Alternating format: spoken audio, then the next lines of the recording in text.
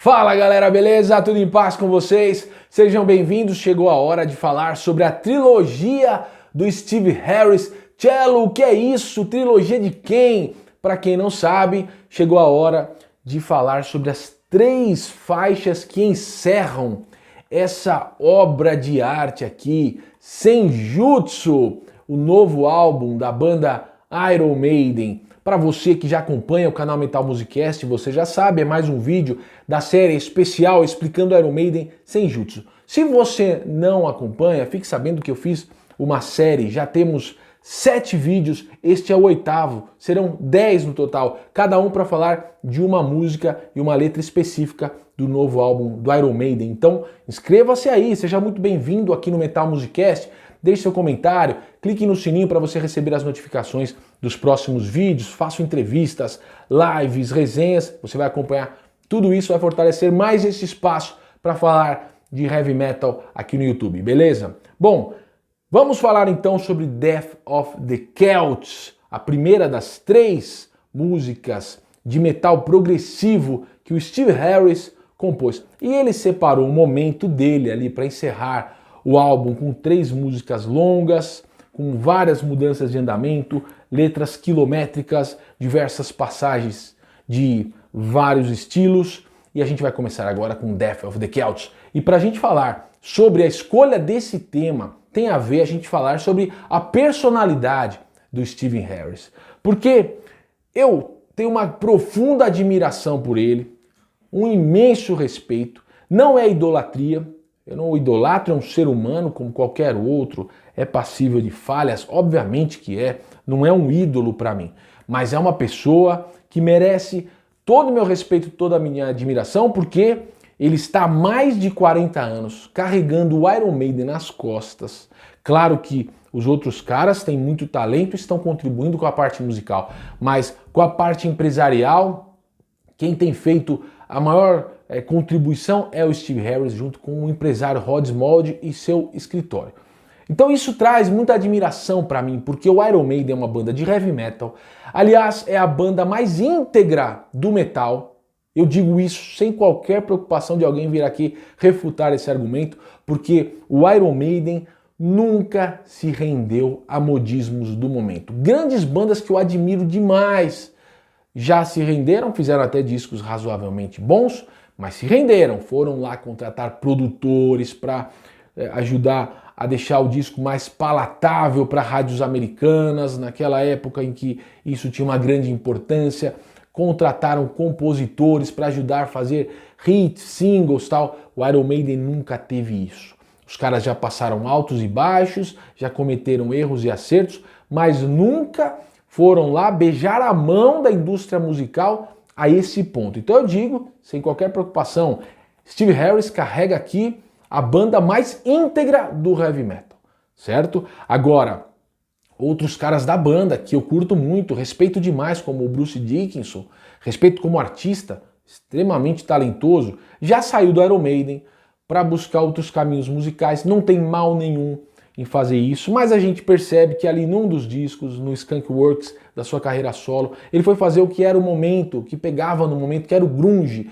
Deu para perceber que ali ele estava se tornando um cara mais maduro, estava dos 30 para os 40 anos, e sentiu a necessidade de ser aceito pela galera mais jovenzinha ali. Foi gravar um disco de grunge. Mas Steve Harris e o seu Iron Maiden nunca fizeram isso. Então aqui a gente fica firme com o cara, que ele é de personalidade muito forte, sabe o que é. E tem a ver com essa letra, pessoal. Vocês vão entender por que tem a ver com essa letra. Se a gente pegar a trajetória do Steve Harris, desde o seu início, desde que ele é um jovem, ele começa ali tocando baixo, vai participar de algumas bandas, e ele quer tocar música com mais influência de progressivo, rock progressivo ali dos anos 70, que ele era um grande apreciador do rock progressivo inglês daquela época, e os caras torcem o nariz e tal, ele sai e vai montar a banda dele. Ele vai montar o Iron Maiden com a visão que ele tem daquilo.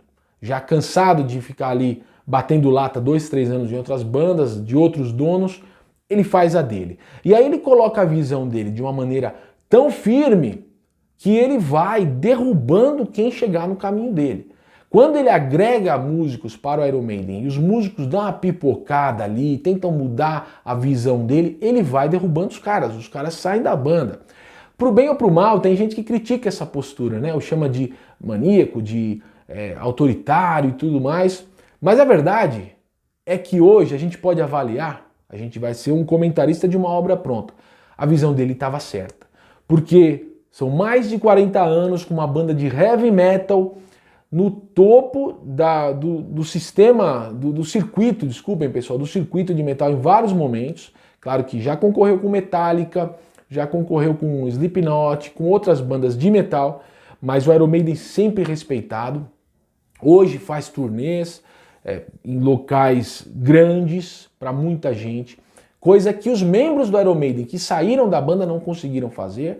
E o Bruce Dickinson disse que voltou para o Iron Maiden e um dos motivos foi porque era muito difícil fazer uma banda decolar quando ele tentou fazer a carreira solo dele. Artisticamente ele fez a parada dele, mas em termos de mercado ele não conseguiu se firmar. O mesmo foi dito pelo Adrian Smith. Então hoje eles pagam um pau mesmo pro Steve Harris, porque eles sabem, eles estão bem comportados dentro do Iron Maiden, porque eles sabem que não é fácil. Não é só ter todo esse talento artístico que eles têm, né? O Bruce Dickinson, o Adrian Smith e todos os outros, claro, mas outros não saíram da banda.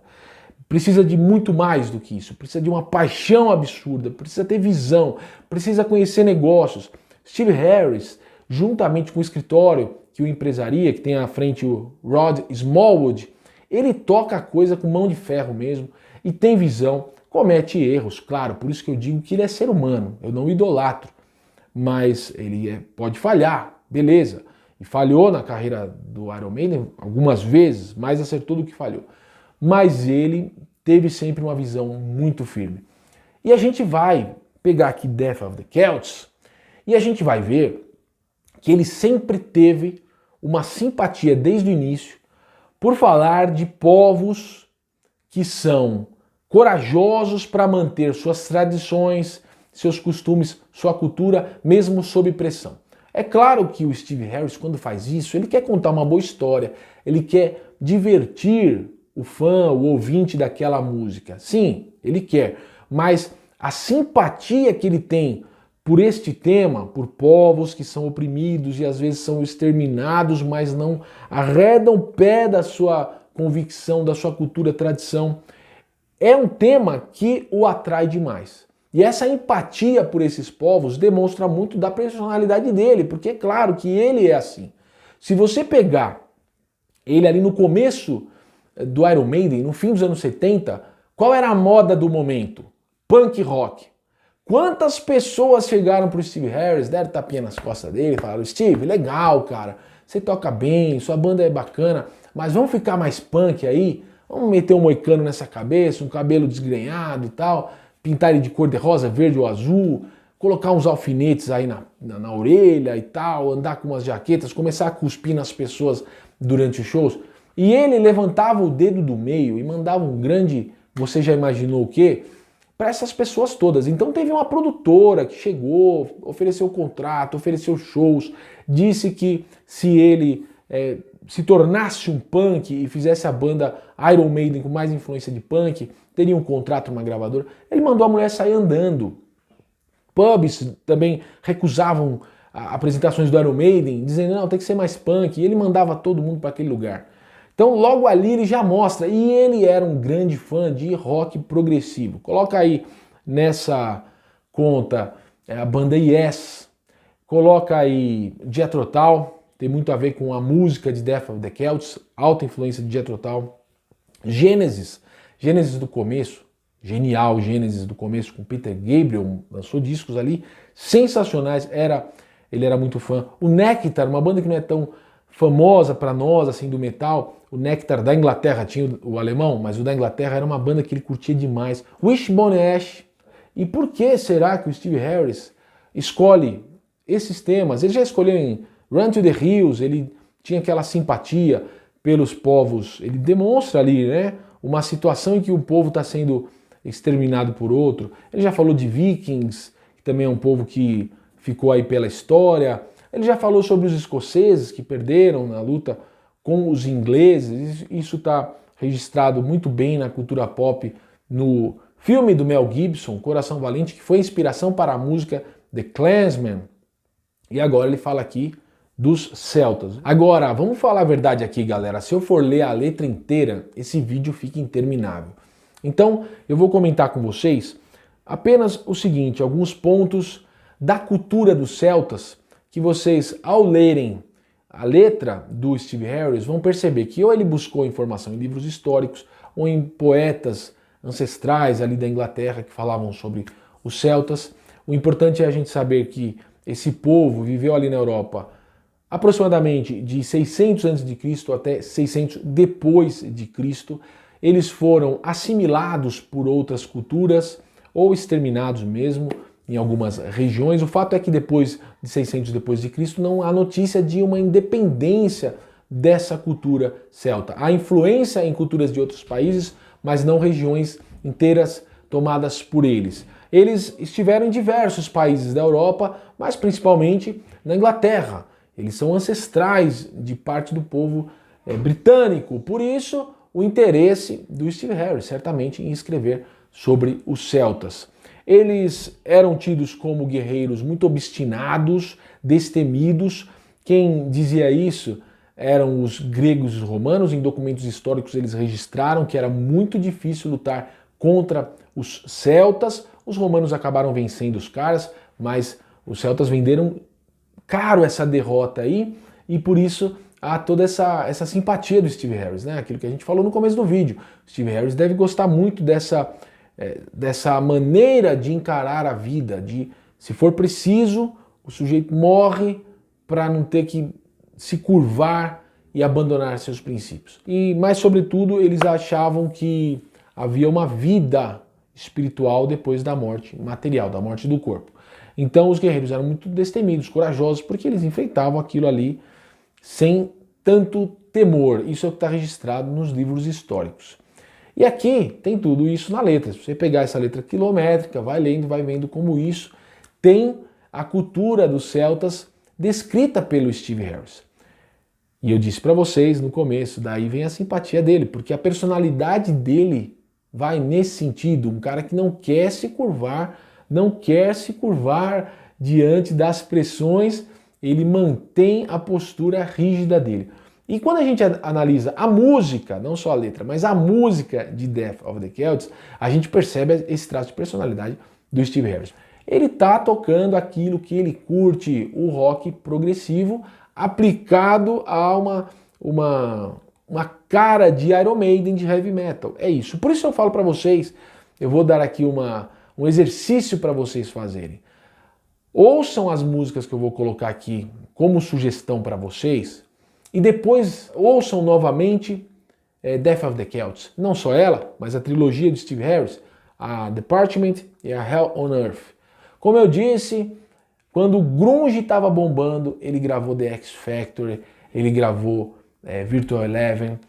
Quando o hard rock de Guns N' Roses, Poison, tudo isso estava bombando, ele gravou Seventh Son of a Seventh Son, ele gravou No Prayer for the Dying, ou seja, não tinha nada a ver com aquilo que estava tocando naquele momento. Quando o pop punk de Green Day estava rolando, de Offspring, o new metal estava rolando, ele não seguiu essas modas, ele não fraquejou. Ele foi lá e gravou Brave New World, A Dance of Death, a Matter of Life and Death. Ele não entorta nesses negócios, não se curva. E isso é a integridade dele e a integridade do Iron Maiden. Quais são as sugestões que eu dou para vocês? Vejam só. Ouçam, façam, peguem um fone de ouvido, esqueçam a conta que tem para pagar, esqueçam a segunda-feira para trabalhar, peguem um fone de ouvido e curtam as seguintes músicas que eu vou sugerir para vocês. Do Gênesis, da banda Gênesis, vocês vão curtir Music Box, ouçam essa música, vocês vão entender de onde vem a inspiração do Steve Harris, tá bom? Ouçam também a primeira faixa do álbum do Gênesis, que é sensacional e genial, que chama Selling England by the Pound, tá? Peguem a primeira faixa desse álbum, ouçam com atenção. Peguem o EP da banda Wishbone Ash, ouçam a música Handy e depois ouçam Queen of Torture, vocês vão ver que ali tem o DNA do Steve Harris. Vocês vão acompanhar. Além disso, eu vou pedir para vocês ouvirem também a segunda faixa do álbum Thick as a Brick, do Jethro Tull. Ouçam também a banda Nectar, é a banda Nectar inglesa, tá? Não é o alemão. Você pega o disco Recycler. Ouçam esse disco inteiro. Curiosamente são músicas curtas, mas ela parece uma grande obra inteira, né? Ouçam esses discos. Ouçam também um pouco de Yes, porque eu tinha um certo preconceito com Yes por causa da voz angelical do John Anderson, quando eu era muito thrash metal, né? Eu gostava de ouvir James Hetfield, eu gostava de ficar ouvindo Dio, né? O heavy metal tradicional. Para mim, bons vocalistas eram os que cantavam daquele jeito. E eu tinha um preconceito com a banda Yes. Um dia eu ouvi numa entrevista o Steve Harris dizendo que uma das influências dele, grande influência, foi o baixista do Yes. E eu falei, pô, vou ouvir isso, porque não é possível. O cara ouviu ali o Steve Harris. E fui ouvir, e realmente o baixo é pesado. Dentro daquela música que parecia angelical por causa da voz do John Anderson, é pesado. Então ouçam alguma coisa do Yes aí também. E vocês vão ver, depois de fazer este, e também o primeiro do Camel. Tem uma banda que se chama Camel. Peguem o primeiro álbum deles, peguem na internet e tal. Ouçam no YouTube, onde você preferir. Tendo feito esse exercício, coloca a trilogia do Steve Harris agora. Você, pelo menos você vai respeitar mais o cara, porque você vai perceber que o cara está trazendo lá dos anos 70 uma influência de rock progressivo nessa fase de 2021 em que toda a indústria musical mudou consideravelmente, em que música para milhões de jovens não passa de uma trilha sonora de 20 segundos para fazer uma dancinha no TikTok. E as pessoas não têm mais paciência, nem o pessoal do rock, do metal, está apresentando muita paciência para parar, curtir um disco, perceber todo o andamento dele, toda.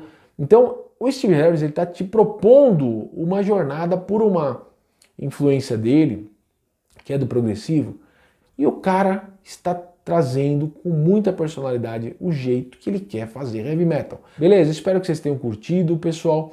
Eu já estou preparando o vídeo para Department e também para Hell on Earth, tá bom? Tamo junto. Vamos curtir esse que é um dos melhores, se não o melhor lançamento de 2021. Valeu, forte abraço a todos vocês.